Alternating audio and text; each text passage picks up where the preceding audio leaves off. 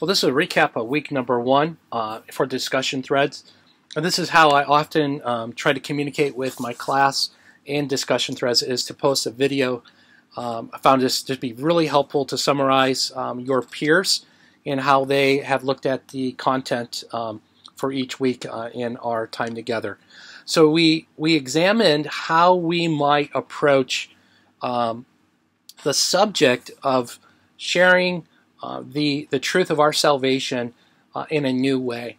What way could you share with others the testimony that God saved you through Christ and the work that the Holy Spirit is doing in your life as of today, the hour, right now? How would you, in a fresh and new way, communicate to others, this is what God has done in my life? And some of you have noticed in our discussion thread, there's this question of, I've been a Christian all my life, and that's all I've ever known. And others, you have had more of a dramatic story of God's supernatural power of introduced through the gospel, maybe through a loved one, a friend, a pastor, someone in your life who shared the message of God's story.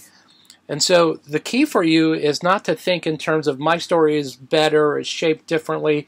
All our stories are shaped differently.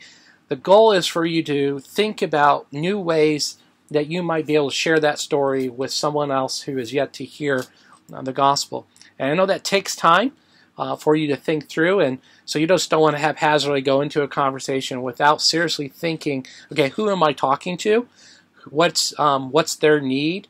What have they experienced in their life that have shaped maybe their perception or even their worldview up to this point?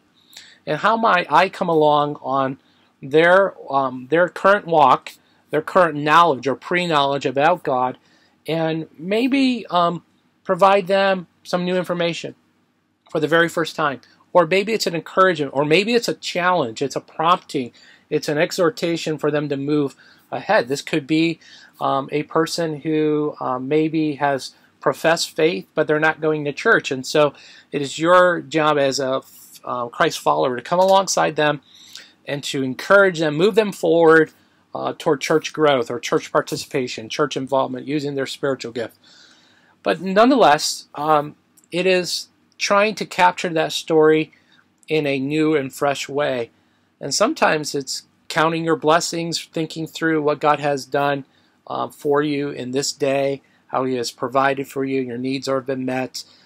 In many ways, that's what people are looking for. So I hope that clarifies week 1 discussion board thread, and even takes you a step further in your storytelling as you communicate the gospel or testimony to others.